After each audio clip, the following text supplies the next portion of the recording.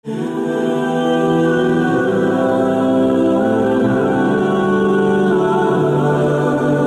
کریم علیہ السلام نے ارشاد فرمایا، حضرت عبداللہ ابن عباس روایت کرتے ہیں، حضرت ابن عمر نے بھی اس کو روایت کیا، اربعن اذا کن فیک فلا علیک ما فاتک من الدنیا۔ حضور نے فرمایا چار چیزیں ایسی ہیں اگر تیرے پاس وہ ہیں تو دنیا کی کوئی چیز بھی تیرے پاس نہیں ہے تو پریشانی نہیں ہے۔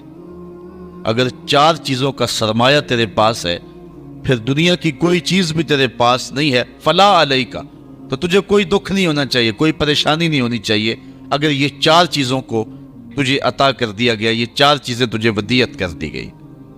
تیرے پاس کچھ بھی نہیں ہے دنیا کی لیکن یہ چار چیزیں، وہ چار چیزیں کون سی ہیں؟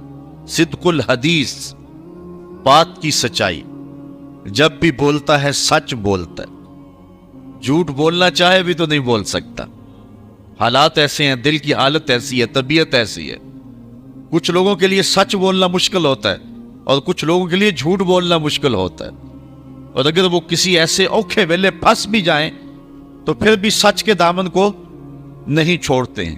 ہجرت کی شب ہے، حضرت صدیق اکبر حضور کو لے کر کے جا رہے ہیں، تو آپ جانتے ہیں کہ حضور علیہ السلام کی گرفتاری پر ابو جہل نے جو انعام رکھا تھا وہ بہت بڑا تھا، 100 سرخ اونٹ اور 200 اوقیہ چاندی اور بہت کچھ انعام اور اکرام اور تکریمات رکھی تھی۔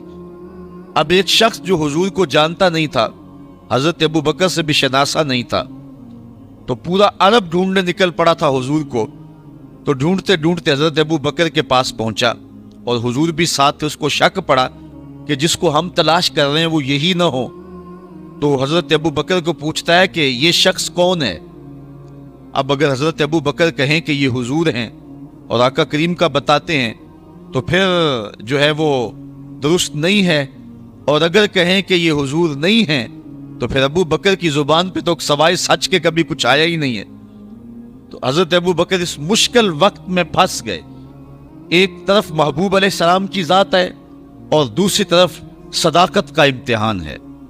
عرب میں جب قافلے چلتے تھے تو لوگ ان کے ساتھ سفر کرتے تھے، اور اگر کسی کو تنہا سفر کرنا پڑتا تو چونکہ جس طرح آج کل سڑکیں ہیں اس دور میں سڑکیں نہیں ہوتی تھی، تو جنگلوں کے راستے تھے، صحرائی اور پہاڑی راستے تھے، تو کچھ لوگ ان راستوں کے شناور ہوتے تھے اور ان لوگوں کو ساتھ لے کر کے مزدوری پہ اور یا جو ہے وہ مدد کے طور پہ ساتھ لے کر کے ان کی مدد سے وہ سفر کیا کرتے تھے، اور ان کو عربی میں ہادی کہتے تھے، گائیڈ جن کے ذریعے سے سفر کیا جاتا تھا۔ تو حضرت ابو بکر سے پوچھا کہ اس شخص نے کہ یہ تمہارے ساتھ کون ہے؟ تو حضرت ابو بکر صدیق ایک لمحے کے لیے تو پریشان ہوئے اور پھر فوراً کہا، ھذا ھادی یہدینی الی صراط المستقیم، یہ میرا ہادی ہے جو مجھے سیدھی راہ پہ لے کے جا رہا ہے۔ تو وہ سمجھا کہ یہ کوئی گائیڈ ہے، لیکن سیدنا صدیق اکبر بتا رہے تھے میرے دل و جان کا ہادی اور مرشد یہی تو ہے نا۔ تو سچ بھی بولا اور جو ہے وہ جو مقصد تھا وہ بھی پورا ہو گیا۔ تو کچھ لوگ سچ بولنا چاہیں تو نہیں بول سکتے، اور کچھ لوگ جھوٹ بولنا چاہیں تو نہیں بول سکتے۔ اگر اللہ کسی کو یہ شان دے دے کہ اس کی زبان پہ سچ ہی آتا ہو تو اس کو دنیا کی کوئی اور شے نہ بھی ملے تو یہ ایک بہت بڑی دولت ہے۔ پہلی چیز جو حضور نے فرمائی سنیے، صدق الحدیث، اس کو جو ہے وہ سچ بولنے کی عادت ہو۔ سچ بولنا کبھی کبھی بڑا اوکھا بھی بن جاتا ہے۔ وہ بابا بلے شاہ نے کہا تھا، سچ آنکھیں پامبڑ مچتے نے۔ جب بندہ سچ کہے تو مشکلات تو پیدا ہوتی ہیں، اور آج کے اس دور میں جھوٹ کو فن جانا جاتا ہے، لیکن جو حق کی راہوں کے مسافر ہوں ان کو جو بھی قیمت ادا کرنی پڑے ان کی زبان سے سوائے سچ کے علاوہ کچھ آتا ہی نہیں ہے۔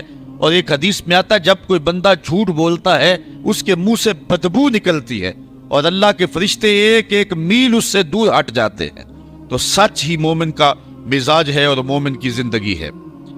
تو جس کو یہ چار چیزیں مل گئی ان میں سے پہلی چیز سچ، دوسری چیز وحفظ الامانہ، امانت کی حفاظت، وہ امانت مال کی صورت میں ہو، وہ قومی ملکی شخصی راز کی صورت میں ہو۔ جو اللہ کے بندے ہیں وہ امانت میں کبھی بھی خیانت نہیں کیا کرتے، یہ ایک بہت بڑی دولت ہے اگر کسی شخص کو نصیب ہو گئے، ورنہ پیسے دیکھ کر کے تو بڑوں بڑوں کے منہ میں پانی آ جاتا ہے اور اپنا دین اور اپنا ایمان بیچ دیتے ہیں۔ آج کل تو خیر لوگ چائے کے پیالی پہ دین بیچ رہے ہیں، آج کل تو جو ہے وہ چند ٹگوں پہ ایمان فروخت کیا جا رہا ہے۔ حضور نے اس دور کی نشاندہی کرتے ہوئے فرمایا تھا کہ لا یبق من الاسلام الا اسمہ ولا یبق من القرآن الا رسمہ مساجدہم عامرۃ وہی خراب من الہدی، اور پھر فرمایا تھا یصبح الرجل مومنا ویمسی کافرا یبیع الرجل دینہ بعرض من الدنیا، دنیا کی چند کوڑیوں کے بدلے لوگ ایمان بیچا کریں گے۔ تو یہ آج دور آیا ہے، ایک بندہ کہتا ہے کہ میں اگر جھوٹ نہ بولوں، اگر جھوٹی قسم نہ اٹھاؤں تو جو ہے وہ میرا سامان ہی نہیں بکتا۔ واقعی تیرا سامان نہیں بکتا، چونکہ تیرا مقسوم حرام لکھ دیا گیا ہے۔ اگر تو سچ بولنے کی عادت اختیار کر لیتا تو اللہ سچائی میں وہ برکت رکھی ہے جو کسی اور شے میں نہیں رکھی ہوئی ہے۔ اس لیے ہر لمحہ ہر ساتھ امانت کے اندر خیانت سے بچنے کا ذہن ہونا چاہیے، اور اللہ تعالیٰ مدد فرماتا ہے۔ تیسری چیز وحسن الخلق، اور حسن خلق، اچھا خلق اور ایک دوسرے کے ساتھ جو ہے وہ اچھائی اور برتاؤ کا اچھا طریقہ۔ ہم نے خلق کا مفہوم صرف یہ سمجھ لیا ہے کہ کسی کو ہنس کے ملنا یہ اچھا خلق ہے، یہ خلق میں شامل ضرور ہے، لیکن صرف ہنس کے ملنا اور پھر جڑیں کاٹتے رہنا، خیانت کرنا اور پشت کے پیچھے جو ہے وہ غیبت کرنا اور اس کو نقصان پہنچانے کی کوشش کرنا، یہ منافی ہے ساری چیزیں حسن خلق کی۔ حسن خلق کا معنی یہ ہے کہ انسان جو ہے وہ ہر طرح سے ایک اچھا اخلاق اور اچھی عادات کا حامل ہو۔ صرف مسکرا کے مل لینا اور باقی اپنے لچھر انداز وہی رکھنا، یہ حسن خلق کے زمرے میں نہیں آئے گا۔ یہ حسن خلق کا ایک رکن تو ہو سکتا ہے، لیکن مکمل حسن خلق یہ نہیں ہے۔ چوتھی چیز وعفت مطعم، اور لقمے کی پاکیزگی، رزق پاک ہو۔ رزق کی پاکیزگی اللہ کے قرب کا سبب ہے، باطن کی روشنی اور اجالوں کا ذریعہ ہے، اور دعاؤں کی قبولیت کے لیے بنیادی شرط ہے۔ آقا کریم نے ارشاد فرمایا، ایک شخص لمبا سفر کر کے کعبۃ اللہ میں پہنچا ہے، یمد یدیہ، اور اپنے ہاتھ پھیلا کر کے لمبے لمبے ہاتھ کر کے دعائیں مانگتا ہے۔ اللہ کا گھر سامنے ہے اور ہاتھ اس نے لمبے، اشعث اغبر، اس کے کپڑے پھٹے ہوئے ہیں، چہرے پہ گرد پڑی ہوئی ہے لمبے سفر کی وجہ سے، حالت فقیرانہ بنی ہوئی ہے، ہاتھ بھی لمبے ہیں، اور کعبۃ اللہ کے سامنے کھڑا ہے۔ وَمَطْعَمُهُ حَرَامٌ وَمَلْبَسُهُ حَرَامٌ وَمَشْرَبُهُ حَرَامٌ وَغُذِيَ بِالْحَرَامِ، لیکن جو کھایا ہے وہ حرام کا، جو پیا وہ حرام کا، جو لباس پہنا وہ حرام کا، جو غذا دی گئی ہے اس کو وہ حرام کی۔ فَأَنَّىٰ يُسْتَجَابُ لِذَٰلِكَ، حضور فرماتے ہیں بتاؤ اس کی دعا کیسے قبول ہوگی۔ سفر کی حالت بھی ہے، لمبا سفر بھی کاٹا ہے، دکھ مصیبت بھی صحیح ہے، کعبۃ اللہ کے سامنے بھی کھڑا ہے، لیکن دعا قبول نہیں ہوگی۔ اگر لوگوں کا حق مار کے، غصب کر کے عمرہ کرنے چلے جائیں، حج کرنے چلے جائیں، تو تمہاری باتیں منہ پہ ماری جائیں گی۔ یہ انداز ہے اللہ تعالیٰ کے ہاں قبولیت کا کہ لقمہ پاک ہونا چاہیے۔ جس کا لقمہ پاک نہیں ہوتا اس کی اپنی دعائیں بھی قبول نہیں ہوتی، اور اس کے حق میں نیک لوگوں کی دعائیں بھی قبول نہیں ہوتی۔ تو یہ پہلی شرط ہے زندگی کے اندر قبولیت دعا کی۔ تو یہ چار چیزیں حضور نے فرمایا جس کو مل گئیں۔ کون کون سی؟ ایک بات میں سچائی، دوسرا امانت میں حفاظت، تیسرا حسن خلق، اور چوتھا رزق کی پاکیزگی۔ اس کے علاوہ اس کو دنیا کی کوئی بھی شے نہیں ملی تو وہ گھاٹے میں نہیں ہے۔ اور اگر کسی کے پاس یہ چار چیزیں نہیں ہیں، باقی کائنات کی ہر شے اس کے پاس ہے، تو وہ کوڑی مول نہیں اس کا، اور اللہ کے نزدیک اس کی کوئی قدر و قیمت نہیں ہے۔ یہ چار چیزیں خوش نصیب لوگوں کا مقسوم ہے۔ اب بد نصیب لوگوں کا مقسوم دیکھیے کیا ہے۔ اربعن من کنا فیہ کان منافقا خالصا، حضور نے ارشاد فرمایا، حضرت ابن عمر روایت کرتے ہیں، بخاری مسلم دونوں نے اپنی اپنی اسناد کے ساتھ اس کو روایت کیا، حدیث صحیح ہے۔ حضور نے ارشاد فرمایا کہ جس شخص کے اندر چار چیزیں ہیں وہ پکا منافق ہے، منافقاً خالصاً، وہ خالص منافق ہے۔ یہاں تو یہ لفظ ہیں، ایک حدیث میں آتا ہے وَإِن صَلَّى وَصَامَ، اگرچہ وہ نماز بھی پڑھے اور روزے بھی رکھے، لیکن بخاری اور مسلم کی حدیث کے اندر یہ لفظ نہیں ہے یہاں اتنے لفظ بیان فرمائے گئے ہیں، اربعن من کن فیہ کان منافقا خالصا، جس شخص کے اندر یہ 4 چیزیں ہیں وہ خالص منافق ہے۔ ومن کانت فیہ خصلۃ منہن کانت فیہ خصلۃ من النفاق حتی یدعھا، اور جس کے اندر ان 4 خصلتوں میں سے کوئی ایک ہے تو اس میں منافقت کی ایک خصلت، ایک عادت پائی جاتی ہے، اس کو چاہیے کہ اس کو دور کر دے۔ جب تک وہ دور نہ کرے گا اتنی دیر تک جو ہے وہ خصلت اس کے اندر جو ہے وہ منافقت کا سبب رہے گی۔ پہلی چیز، اذا حدث کذب، جب بھی بولے تو جھوٹ بولے۔ آج میں اور آپ اپنے معاشرے کی ترتیب دیکھ لیں، جھوٹ ایک فن عظیم بن کے رہ گیا ہے، اور یہ علامت میرے اور آپ کے آقا و مولا نے جو ہے وہ بتائی ہے خالص منافق کی، کہ منافق جب بھی بولتا ہے جھوٹ بولتا ہے، مومن جھوٹ نہیں بولتا۔ حضور علیہ السلام سے پوچھا گیا کہ حضور مومن بزدل ہو سکتا ہے؟ فرمایا مومن بزدل نہیں ہوتا، بہادر ہوتا ہے، لیکن ہو سکتا ہے کبھی بزدلی بھی کر جائے۔ پھر عرض کی کہ حضور مومن بخیل ہوتا ہے؟ کہا نہیں، مومن سخی ہوتا ہے، لیکن ہو سکتا ہے کبھی اس سے بخل بھی ہو جائے۔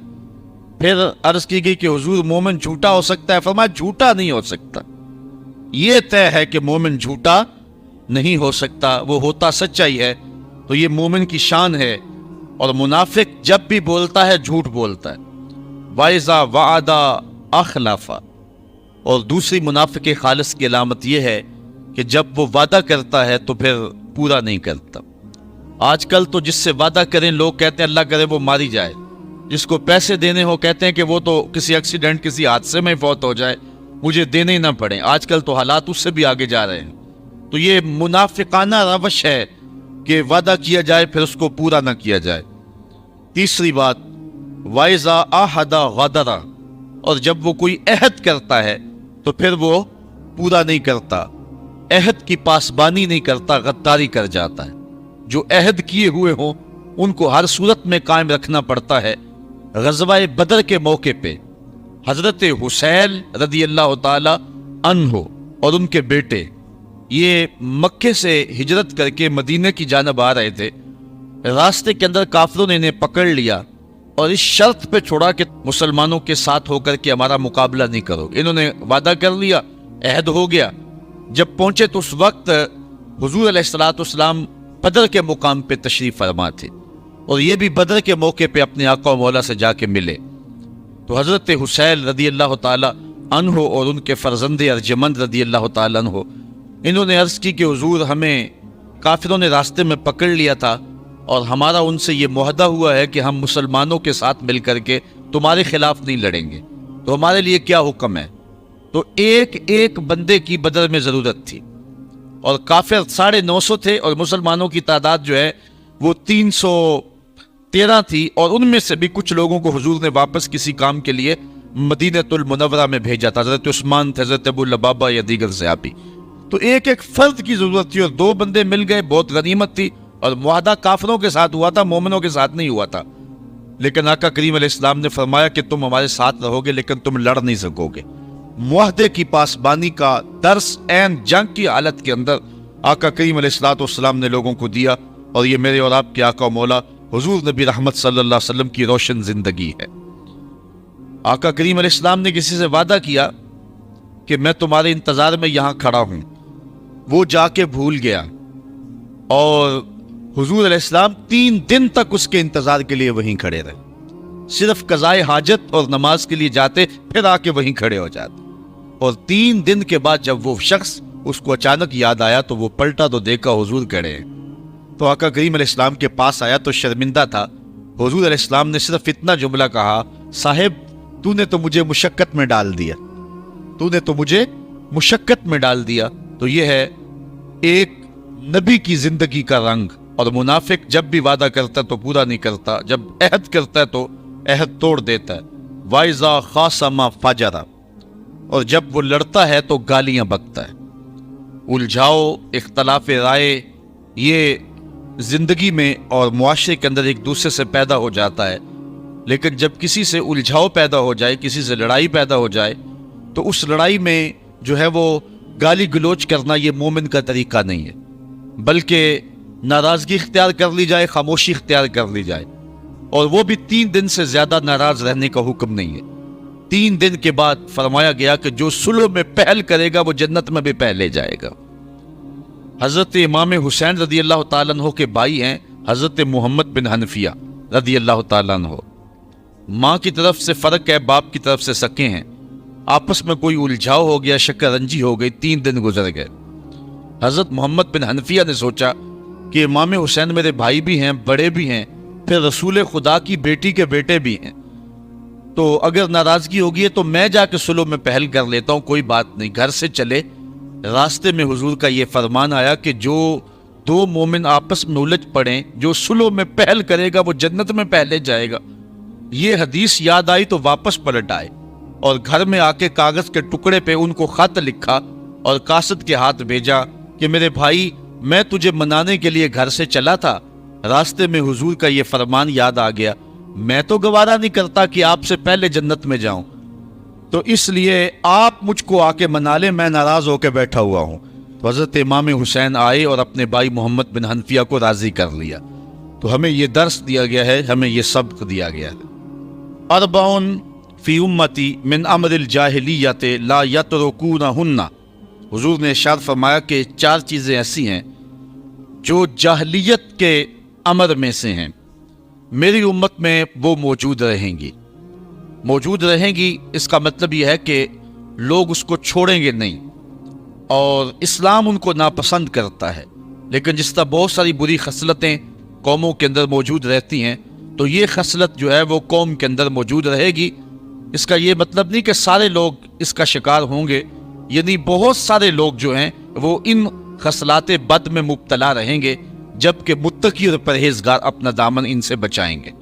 تو زیادہ تر لوگ جو ہیں وہ ان خصلتوں کے اندر مبتلا رہیں گے۔ پہلی خصلت الفخر فی الاحساب، حسب پہ، اپنی خاندانی وجاہت اور پس منظر پہ اترانا کہ میں فلاں کا بیٹا ہوتا ہوں، میرا فلاں خاندان سے تعلق ہے۔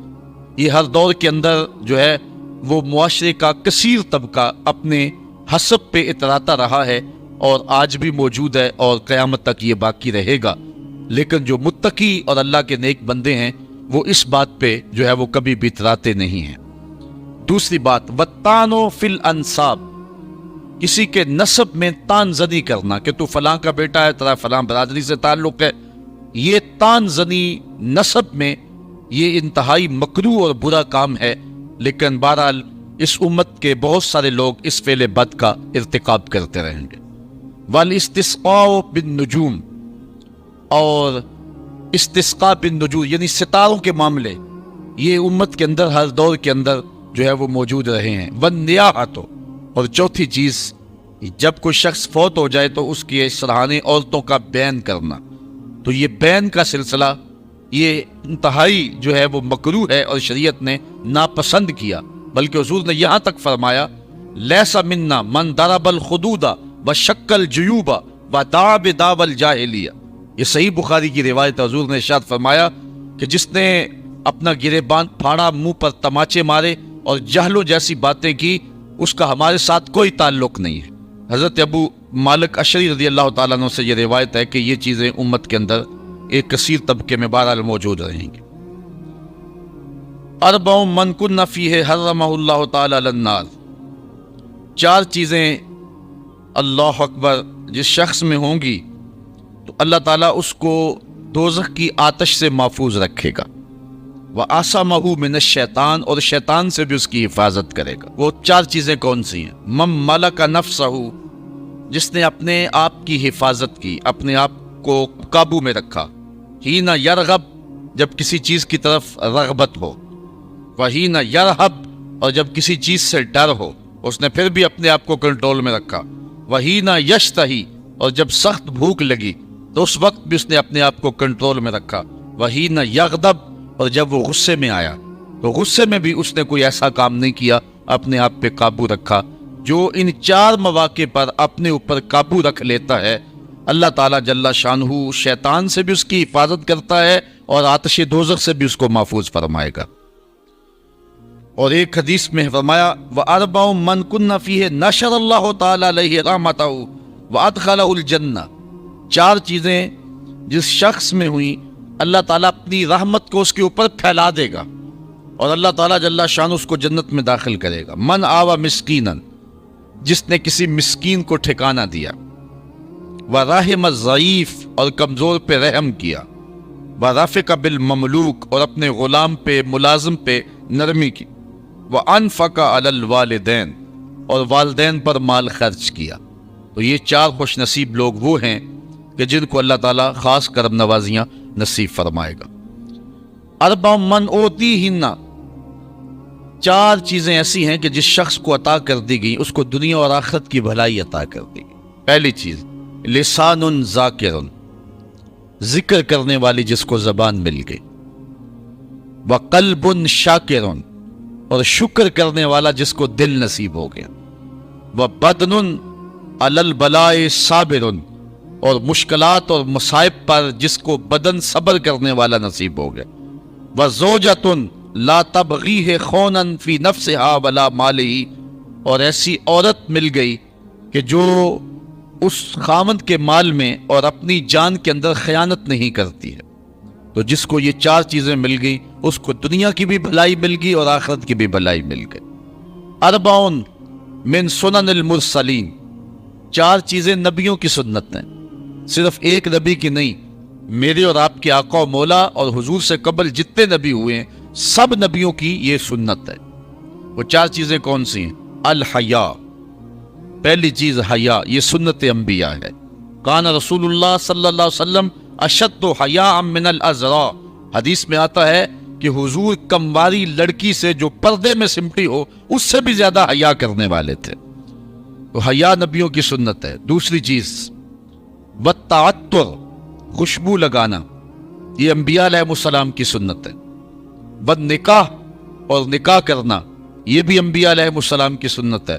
والسواک، اور مسواک کرنا، یہ بھی انبیاء علیہ السلام کی سنت۔ اربع من سعادت المرء، 4 چیزیں ایسی ہیں جو آدمی کی خوش بختی سے ہیں، کسی کو مل گئی تو کوئی شخص سعادت مند ہے کہ اس کو یہ نصیب ہو گئی۔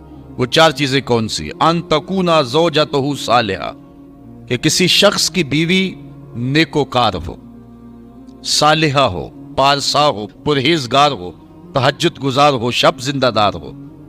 عورت بیوی پارسا ہو جائے تو یہ کسی شخص کی خوش نصیبی ہے۔ وَأَوْلَادُهُ أَبْرَارًا، اور اولاد نیکوکار ہو، اولاد جو ہے وہ صالح ہو۔ وَخُلَطَاؤُهُ صالحین، اور دوست اس کے نیک ہوں، اس کے دوست جو ہیں وہ بھی نیک ہوں۔ اور چوتھی چیز وَإِن يَكُونَ رِزْقُهُ فِي بَلَدِهِ، اس کا رزق اس کے اپنے ملک میں رکھ دیا گیا ہو، بیرون ملک نہیں بلکہ اس کی قسمت کا جو رزق ہے اس کے اپنے ہی ملک میں رکھ دیا، اپنے ہی شہر میں رکھ دیا، تو یہ اس کی خوش قسمتی ہے۔ اس عنوان کے ساتھ آخری حدیث سنیں۔ اربع من الشقاء، اور 4 چیزیں بدبختی سے ہیں، شقاء سے ہیں، شقاوت سے ہیں۔ پہلی چیز جمود العین، آنکھ کا جامد ہونا، سنگ دلی کے آنکھ سے کبھی آنسو ہی نہ ٹپکیں۔ 4 صدی کے مجدد بھی ہیں اور محدث بھی، حضرت امام ابو نعیم الاصفہانی، ان کی ایک کتاب ہے معرکۃ الآراء تصنیف حلیہ شریف، اس کا ایک جملہ مجھے اب یہاں یاد آیا۔ آپ فرماتے ہیں لا خیر فی عین لا تبکی من خشیت اللہ، اس آنکھ میں بھلائی ہی نہیں جو اللہ کے خوف سے روتی نہیں ہے۔ اور حدیث میں آتا ہے کہ جو شخص خوف خدا کی وجہ سے رویا اور اس کے پلکوں کے بالوں میں سے ایک بال کی جڑ بھیگ گئی تو قیامت کے دن وہ بال کھڑا ہو جائے گا، عرض کرے گا مالک یا اس کو جنت عطا کر دے یا مجھے نکال لے، تو اللہ تعالیٰ جل شانہ بال تو نہیں نکالے گا لیکن اس شخص کو جنت عطا فرما دے گا۔ تو رونا یہ ایک بہت بڑی سعادت مندی ہے۔ اللہ تعالیٰ نے قرآن مجید میں ارشاد فرمایا فَلْيَضْحَكُوا قَلِيلًا وَلْيَبْكُوا كَثِيرًا، بہت تھوڑا ہنسا کرو اور بہت زیادہ رویا کرو۔ تو رونے کا حکم دیا ہے میرے رب نے۔ حضرت داتا صاحب علیہ رحمہ نے اس حدیث کو بیان کیا۔ حضور نے فرمایا راتوں کی تنہائیوں میں اٹھ کے قرآن پڑھا کرو اور قرآن پڑھتے ہوئے رویا کرو۔ فَإِن لَّمْ تَبْكُوا فَتَبَاكُوا، اور اگر رونا نہ آئے تو رونے کی کوشش کیا کرو۔ تو حضرت داتا گنج بخش علی حجویری سے ان کے ایک مرید نے پوچھا حضرت رونے کی کوشش کریں پھر بھی رونا نہ آئے تو پھر کیا کریں؟ فرمایا پھر مقدر پہ رویا کرو کہ اتنے سنگ دل ہو گئے ہو کہ تمہیں رونا نہیں آتا۔ میرے والد بزرگوار ایک بڑی خوبصورت کہانی سنایا کرتے تھے کہ ایک اللہ کا بندہ تھا، اس کی عادت یہ تھی کہ وہ سخاوت بڑی کیا کرتا تھا، اور ویسے بھی اہل اللہ کا یہ طریقہ ہے کہ ان کا چولہا گرم ہی رہتا ہے۔ بابا بلے شاہ نے کہا نا اٹ کھڑک کے دکڑ وجے تے تتا ہوئے چولہا، آن فقیر کھا کھا جاون راضی ہوئے بلا۔ تو فقیر کا مزاج ہی یہ ہے کہ اس کا چولہا گرم ہی رہے، تو جو بھی آتا اس کو کچھ نہ کچھ پیش کرتے، حتیٰ کہ مقروض ہو گئے، حتیٰ کہ وقت آخر آن پہنچا۔ لوگوں نے کہا کہ اب تو بابا جی جا رہے ہیں تو اپنا قرض ہی جا کے لے آئیں۔ سارے قرض گاہ اکٹھے ہو کے آ گئے اور کہنے لگے بابا جی ہمیں قرضہ جو ہے وہ لٹاؤ۔ بابا جی کو یہ فکر کھائی جا رہی تھی کہ اس وقت میرے پاس ان کو کھلانے کے لیے بھی کچھ نہیں ہے، میرے مہمان بیٹھے ہوئے ہیں۔ تھوڑی دیر کے بعد بازار سے ایک بچہ کوئی چیز بیچتا ہوا گزرا، اس نے آواز لگائی تو بابا جی نے کہا اس کو بلاؤ۔ بلایا گیا، کہا یہ میرے مہمان ان کو دے دو، تو بتاؤ اس کی قیمت کتنی ہے؟ اس نے شکر کیا کہ میں سارا دن گلیوں میں گھوم کر کے یہ سودا بیچنا تھا، میرا ایک جگہ ہی فروخت ہو گیا۔ تو اس نے وہ سارا کا سارا سودا جو ہے وہ ان لوگوں میں بانٹ دیا اور کہا کہ اتنا بل میرا بنتا ہے۔ بابا جی نے کہا بیٹھ، جو بیٹھ گیا۔ تھوڑی دیر کے بعد اس نے پھر اٹھ کے کہا بابا جی پیسے؟ بابا جی نے کہا یہ سارے لینے والے بیٹھے، جب ان کو دیں گے تجھے بھی دے دیں گے۔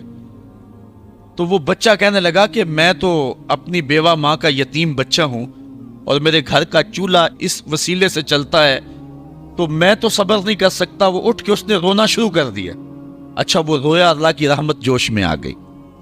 بابا جی کا کوئی ملنے والا تھا، وہ تجوری بھر کر کے پیسوں کی بابا جی کی خدمت میں نظر دینے کے لیے حاضر ہوا۔ بابا جی نے جتنے بھی قرض خواہ تھے سب کا قرضہ دے دیا، اس بچے کو بھی دے دیا۔ بچہ چلا گیا تو لوگوں نے کہا کہ اتنی دیر سے ہم بھی بیٹھے تھے تو کوئی نذرانہ دینے کے لیے نہیں آیا، اس بچے نے جو ہے وہ ابھی ایک بار کہا تو اتنی جلدی انتظام ہو گیا، بابا جی سے حکمت کی سمجھ نہیں آئی۔ تو بابا جی فرمانے لگے تم بیٹھے تو تھے لیکن تم میں رونے والا کوئی نہیں تھا، ایک رونے والا آیا، باقی کے بھی کام بن گئے۔ تو جو اس آنکھ میں بھلائی نہیں ہے جو خشیت الہی میں روتی نہیں ہے۔ وَقَسْوَةُ الْقَلْبِ، اور دل کی قساوت، دل کا سخت ہو جانا، یہ کسی شخص کی بدبختی ہے کہ وہ سخت دل ہو جائے۔ اللہ سے دعا مانگا کرو سینے میں دھڑکنے والا دل ہی رہے، پتھر نہ کہیں ہو جائے۔ والحرص، اور تیسری چیز شقاوت ہے، بدبختی ہے، حرص، لالچ۔ لالچ بے وقار کر کے رکھ دیتا ہے بڑے بڑے لوگوں۔ اس حرص نے، اس لالچ نے بڑے بڑے لوگوں کے تقوی چھین لیے، ان کے علم کا روب خاک میں ملا کے رکھ دیا اور ان کی ساری توانائیاں اور صلاحیتوں کو زائل کر کے رکھ دیا۔ اللہ ہم سب کی حرص سے حفاظت فرمائے، کیونکہ حرص ایسا مرض ہے جب لگ جائے تو پھر اس کا علاج کوئی نہیں۔ رومی علیہ رحمہ جو مرشد اقبال ہے، ان کا لہجہ دیکھیے، کوزائے چشمے حریصاں پر نہ شد، تا صدف کانے نہ شد پر در نہ شد۔ فرماتے ہیں کہ حریص کی آنکھ کا پیالہ کبھی نہیں بھرتا، صدف جب تک قناعت نہیں کرتا تو اس کے دامن میں موتی نہیں آتے۔ تو قناعت جوہر ہے جو بندہ مومن کا نور ہے، اور حرص ایک بہت بڑی بیماری ہے۔ اور آخری بات جو شقاوت سے ہے وہ طول العمل، لمبی امیدیں لگا کے بیٹھ جانا۔ مومن کو یہ فرمایا گیا ہے کہ تو اپنی زندگی کو مختصر سمجھ۔